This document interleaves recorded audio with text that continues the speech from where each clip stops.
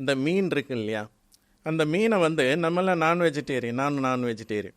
அப்போ அந்த மீனை வந்து ஃபஸ்ட்டு நான் வந்து பொம்மையில் பார்த்துருப்பேன், எதுலேயே படத்தில் பார்த்துருக்கலாம்.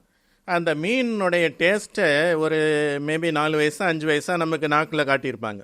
கொஞ்சம் மீனை பச்சு அந்த முள்ளெல்லாம் எடுத்துகிட்டு அந்த டேஸ்ட்டை வச்சுருப்பாங்க மீன்ட்டு. அது டேஸ்ட் ஒரு மாதிரி இருந்தாலும் அப்புறம் நமக்கு சத்து அப்படிங்கிற மாதிரி அது அந்த டேஸ்ட்டு பிடிச்சி போச்சு. சரியா? ஆனால் வந்து மீனுடைய நாத்தம் நமக்கு தெரியாது. சமையல் ரூமில் அவங்க கழுவ போகிறாங்க அந்த நாத்தம். அப்போ ஃபஸ்ட்டு நம்ம என்ன தெரிஞ்சுக்கிறோம், இது வந்து ப்ளஷர் அப்படின்னு சொல்லிட்டு, டேஸ்ட் அப்படின்றது தான் ஃபஸ்ட்டு. செகண்டு தான் வந்து கொஞ்ச நாள் கழிச்சப்பறம் தான் மீன் இவ்வளோ நாத்தம் அடிக்குமா அப்படிங்கிறது பின்னால் தெரியுது.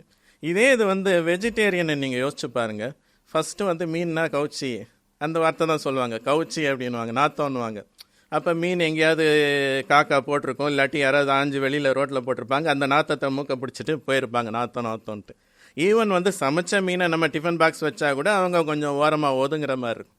அப்போ ஃபஸ்ட்டு சின்ன வயசில் அவங்க மனசில் என்ன பதிஞ்சிருது, அது நாத்தம் அப்படின்ட்டு. அடுத்தது நம்ம ஃப்ரெண்ட்ஸாக சேர்ந்து கொஞ்சம் சாப்பிடுன்னு டேஸ்ட் பண்ணி என்ன தான் வாயில் வச்சாலும் நல்லாவே இல்லைன்னு மூக்குக்கிட்ட கொண்டு போனால் அந்த நாத்தமே ஒரு டேஸ்ட்டு, கெட்ட டேஸ்ட்டை கொடுத்துருது அவங்களுக்கு. அதே ஸ்மெல் வந்து நமக்கு நல்ல டேஸ்ட்டை கொடுத்துருது.